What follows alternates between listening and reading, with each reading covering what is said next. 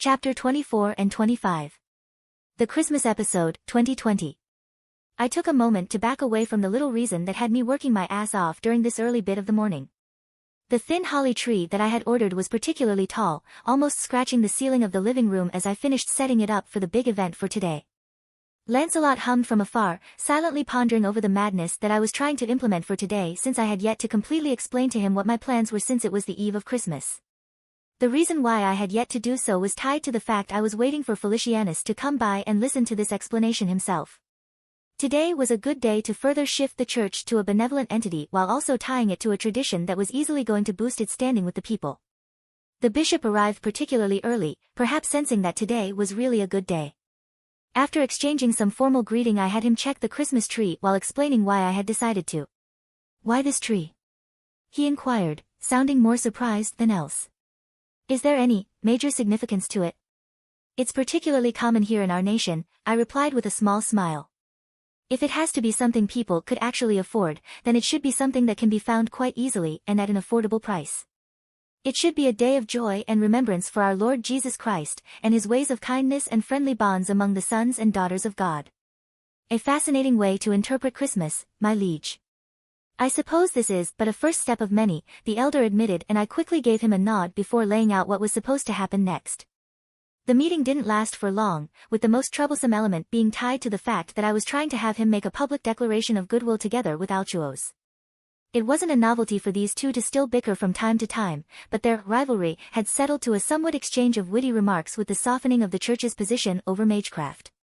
It did help a lot when it was confirmed through some old tomes recovered by the Magus Guild that Solomon was known to make use of extensive magic during his reign. The little tie between God and magic effectively removed any inclinations to define magecraft as a product of Satanism.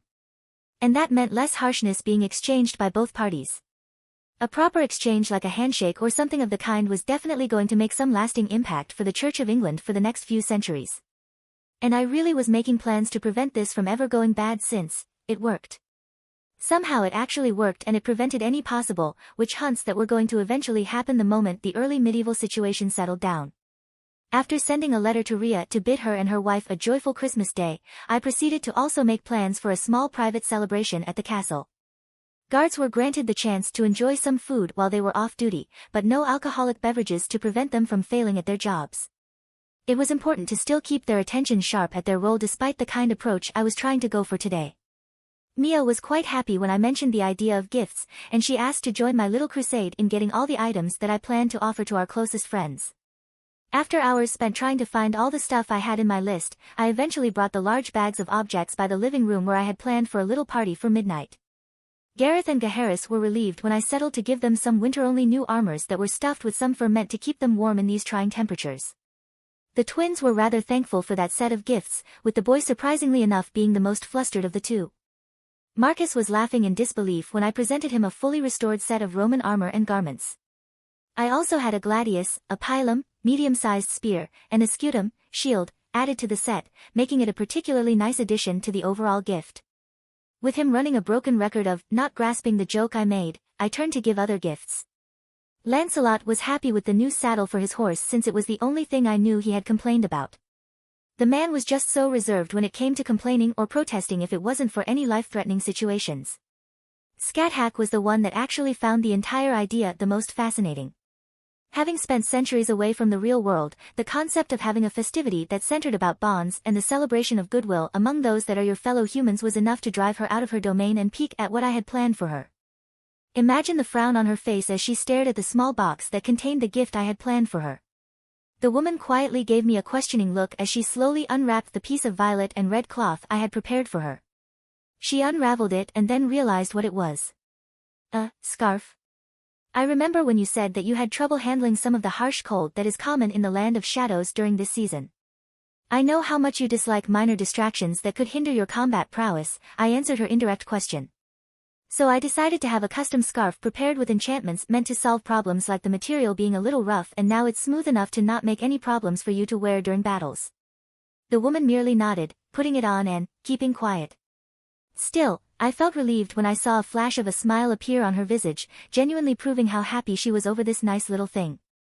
Finally, it was Maya's turn, and she was really surprised when I unwrapped a book. Not just a simple book at that, but one filled with tales, I told her. Her tales. The realization struck her rather amusingly. Tensing up, her shoulders lifting up as she stared wide-eyed at me, I smiled kindly at her as I explained the reason behind that book. I took some of my spare time to write down the stories I used to tell you before bedtime, I explained. I was planning to give you this, so you can remember back to these times and remember those moments fondly. There was a curious amount of silence coming from her, the woman taking some time to open the tome and giving a quick read of the first page. She easily spotted the little dedication written for her, and the affectionate words I used to depict the idea behind this book.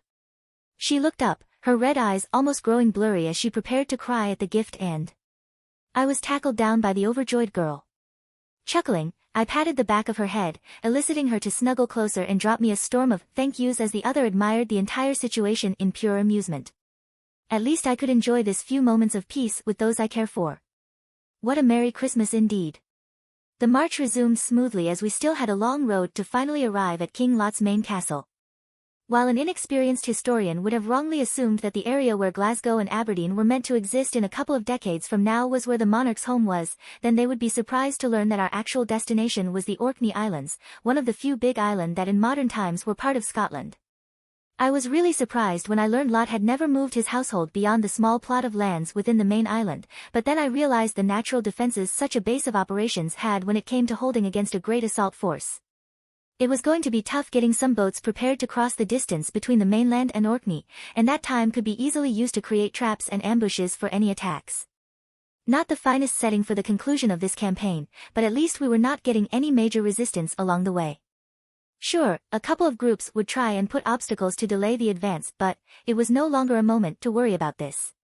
With most of their armies outright vanquished, there wasn't anything I should feel hard-pressed about times. And I knew that, if I rushed eagerly towards the victory, I would lead my men in taking unnecessary casualties that could be easily avoided with genuine caution. Our advance pierced through most of the remaining territory, and we were making our way to where modern Scapa Flow was going to exist in the distant future. The men were well fed, they weren't much tired since I would allow some several hours long pauses in between every few kilometers and we would stop and check on the nearby settlements to see how they were faring. Much to our surprise, most of the citizens we would find were barely making enough food to survive, and some actually welcomed us as liberators without us saying anything beyond the fact we were winning against their kings. I had ignored the fact that some of the less-known villages within the region would receive less attention and support from Lot, but now I was aware of this problem and I knew this would need to be addressed once I safely made my way back home. For now, it was time to arrive at Orkney and deal with the two rulers of this domain once and for all. It was the simplest plan, and I knew that the main issue was going to be Morgan or anything that she was going to create to delay the inevitable. I was so certain of this turn of events, and I was immensely surprised when, instead of finding Morgan trying to do a last-ditch effort against my offensive, I found someone completely different. King Lot looked quite edgy. Not overly muscular, but his dark blue armor with red cracks coupled with his homeless but not dark-colored hairstyle and beard sure brought a cringe-worthy feeling to his overall appearance. Standing behind him and matching just by a little bit the army behind me, a modest-sized banner of skeletons and monsters. I wanted to say demons, but those didn't remind me of the demon boars I fought back in the Land of Shadows.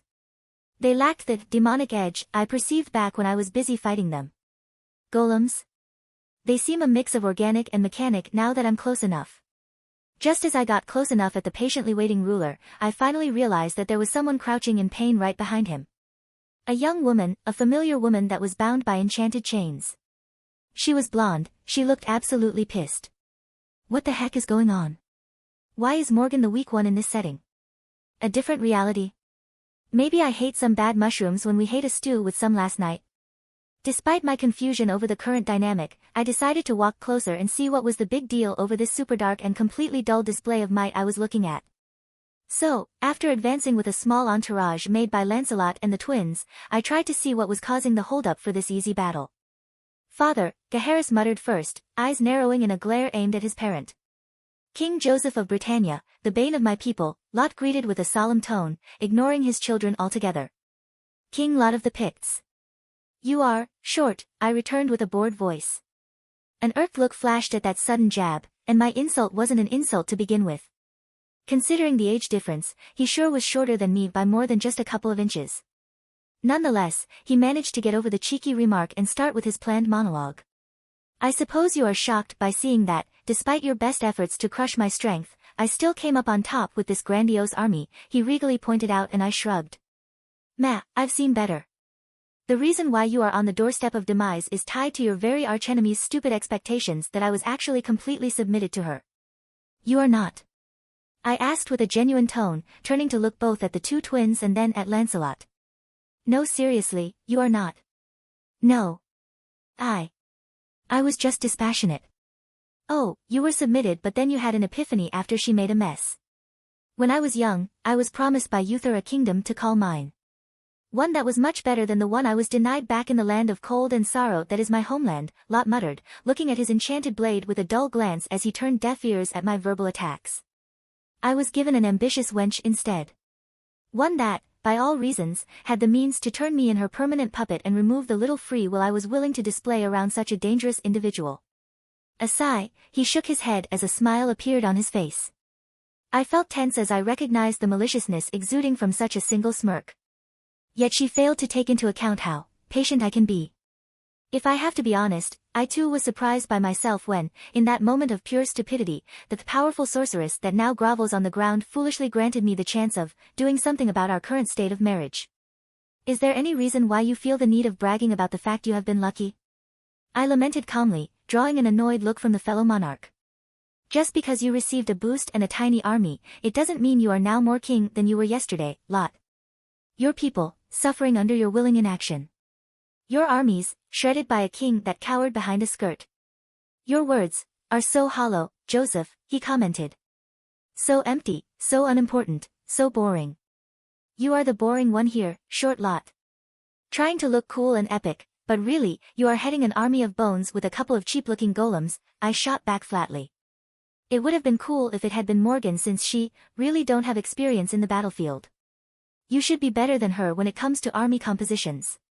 I will allow you then to provide me some entertainment then, he continued, blatantly ignoring my pearls of wisdom. We shall engage in a one-on-one battle, just the two of us, and the winner wins it all. I shrugged. Okay.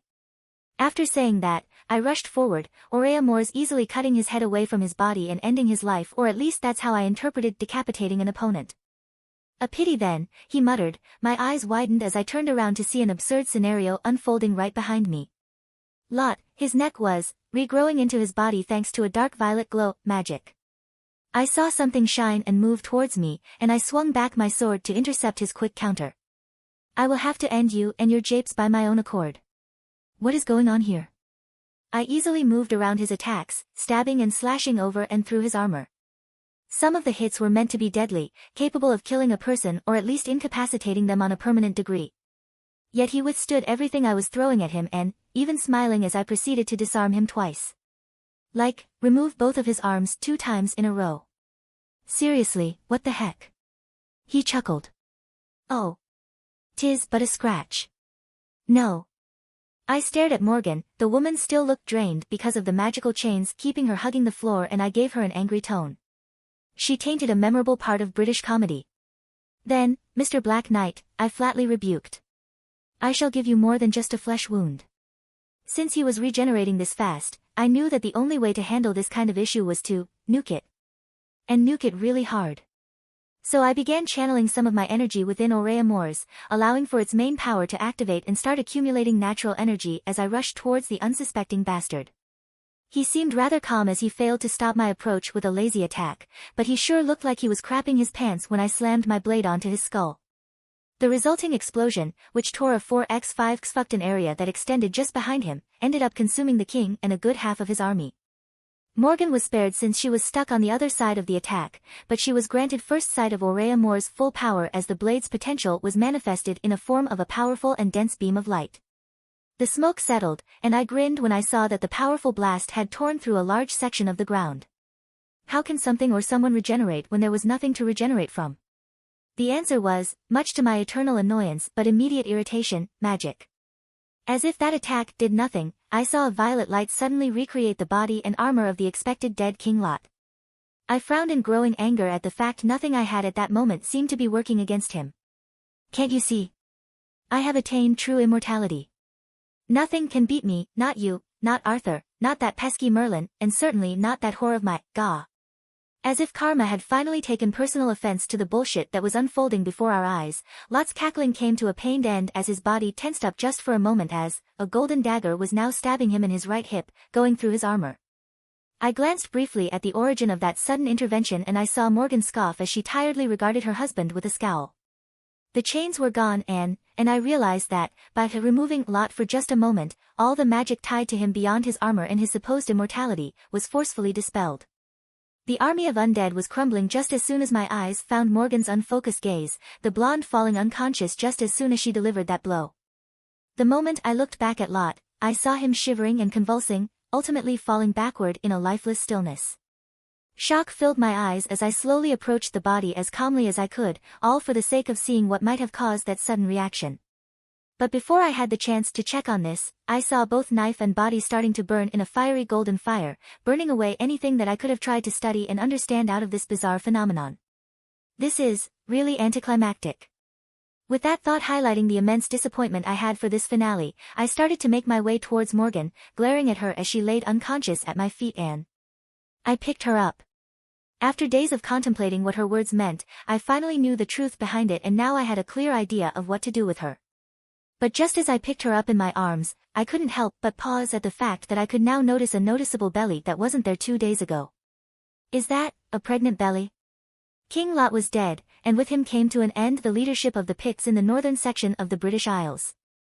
A massive celebration was established as soon as we were able to set up a camp in the area.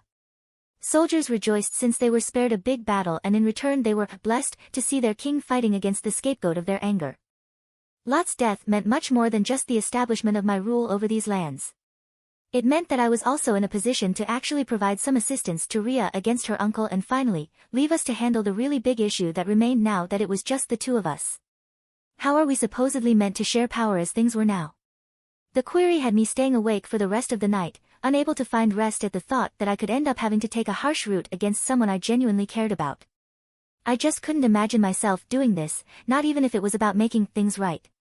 But just as this thought had me awake and particularly upset about the world as it was right now, I couldn't help but find another nuisance in the form of the now awake Morgan.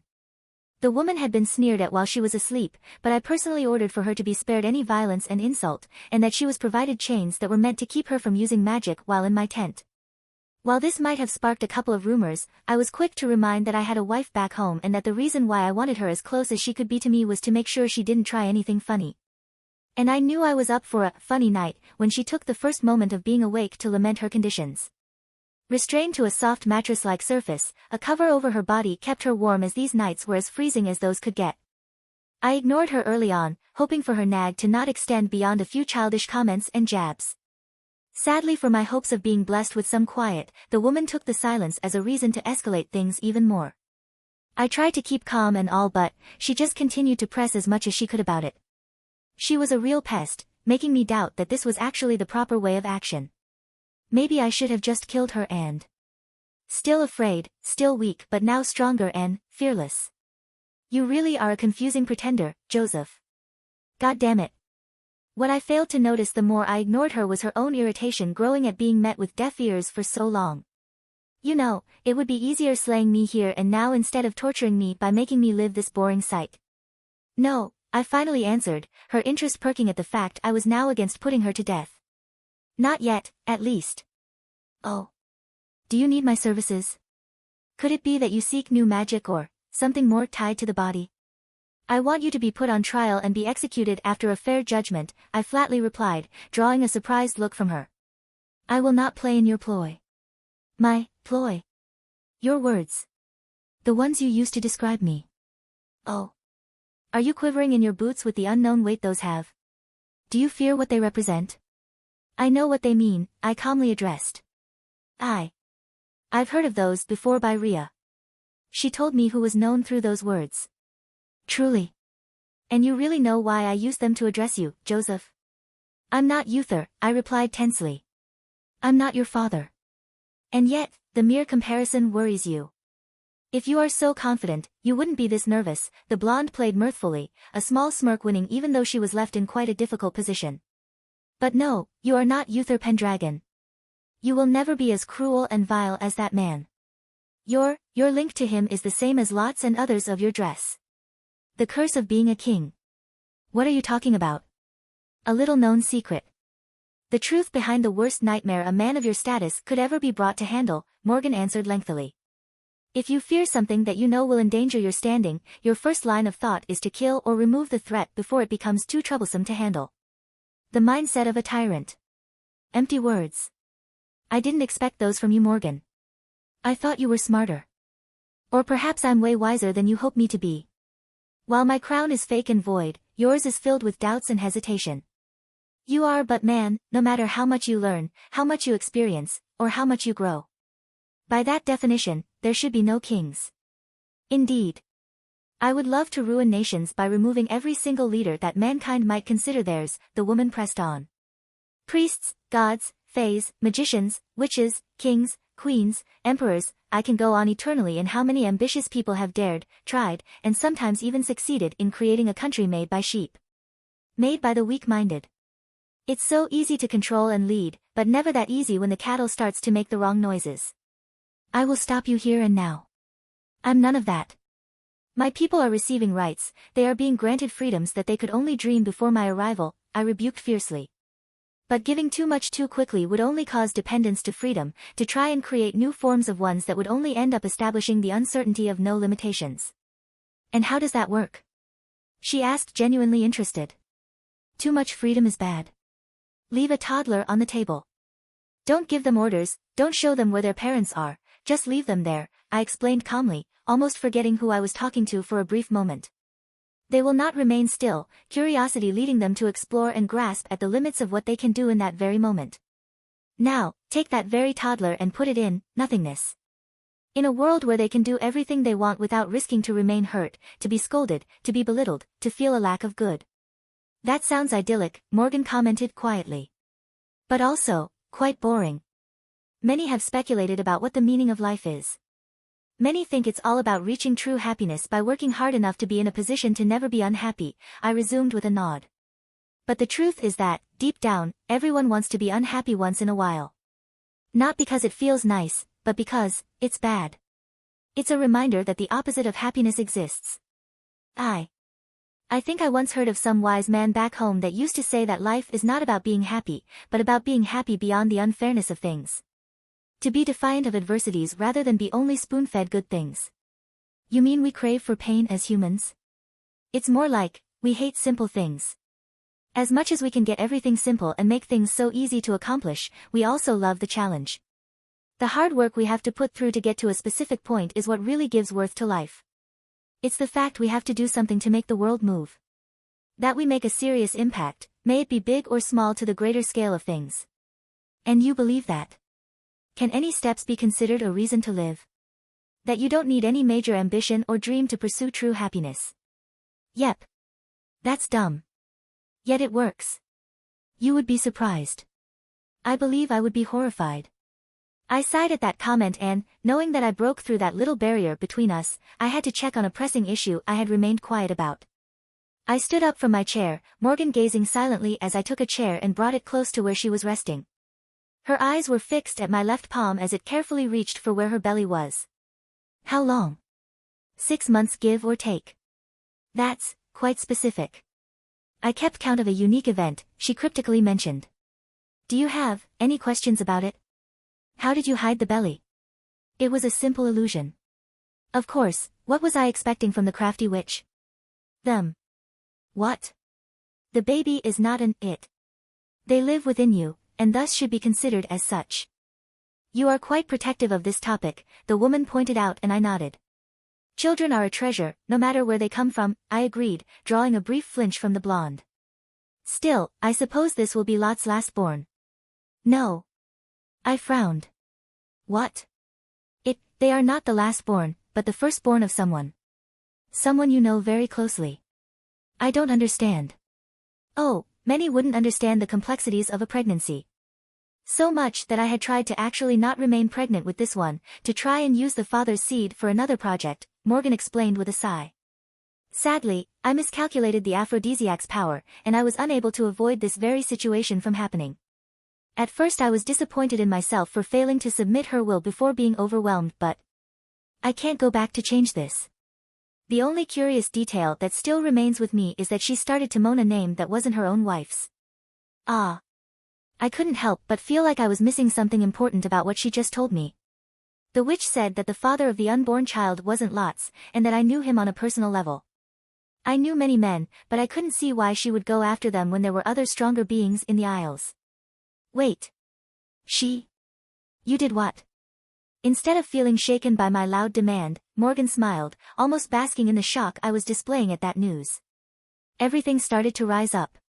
Rhea mentioned trying to get an heir with Guinevere through Merlin's aid, the fact that the witch's pregnancy matched with how long ago I last heard about this matter, the fact that this child wasn't Lot. You did this with your dash. Magecraft was involved. I made sure that any issues tied to our similar bloodline were washed away before they had the chance of turning into the product of that forbidden union. They will only keep the best of both worlds. The greatest heir to a throne meant to host an eternal king, the blonde interrupted. They will rule, they will dash. Not play in this foolish game. They will not become your pawn, I refuse to allow you to do so. And you would deprive a mother of her child. The same in reverse? You still consider yourself a real mother, Morgan? Her smile faltered, anger bubbling at that indirect accusation. I birthed Knight's dash. That you tried to use for your own plans. What kind of mother would use their own children for this? What makes you any better than your father by using them as your pawns in this petty game of yours? You really think it's that easy? It is. You just refuse to allow that simplicity to lead you away from the sorrow, I remarked. My words apply within logic. You seek pain as a reason to be angry at everything around you. You might be angry for good reasons, but trying to escalate this emotion all because you feel it's not strong enough to drive you through these mad ideas should tell you how much in the wrong you are. Shut up. I sighed, any chances of trying to end this situation in relative peace now over. They will not grow by your care. They will know you only as a witch that refuses to accept the truth. They will wonder why you are so stubborn, why you would be so much of a horrible person for no good reasons, I continued to say with a serious voice. They will hate you for what you represent, detest you for the perversion of your deeds, all for the sake of something you have proven to not be worthy about. They will know who their father is, the blonde rebuked, her voice cracking as tears surprisingly started to pour at my harsh words. I would have thought that, at this point, there was nothing that could have gotten her this furious and, yet it was happening. Maybe it was the pregnancy, maybe it was. Yes. They will. In due time and, for now, when they will be brought to this world, I will consider them my own child. What? I hate you for what you have done, Morgan, but I would never hate a child for their parents' sins. The child shall be my kin, and they shall grow in a place of love and care. They will never starve for attention, and they shall learn about the world in due time and peace. Yet they will never be king. You would never give it to a child that isn't bound to you by blood. Nor I would do that if it was of my blood, I lamented calmly. I'm just tasting the burden, and I doubt I will condemn my family to the very path yours took. I will rule and then. I will decide who will take over when I know it's my time to go. I want to hate you. Why, do you care? Because it's my duty, not as a king, but, as a human being. I refuse to let go of my humanity, not when I know a king should also be a model for fellow humans to follow, I answered without hesitation. I don't need to prove you anything about it, only be myself and let my natural self explain this to you through my actions. She chuckled, her voice quiet, her tears still rolling but a calm but, surprisingly, thankful smile forming on her lips. I guess I will have to find a way to return the kindness then. The worst was indeed over. Despite my cautious approach over the chances of Morgan doing something while I was either asleep or distracted with other businesses, the witch actually remained a calm prisoner with little demands and requests. I decided to put her through normal food, knowing that bread and water would have hardly been enough to sustain this stage of the pregnancy. But I sure knew now more than ever, that things weren't going to be easy. Especially when I would have to take on the duty of being the father of Arthur's greatest traitor, her own child. Mordred.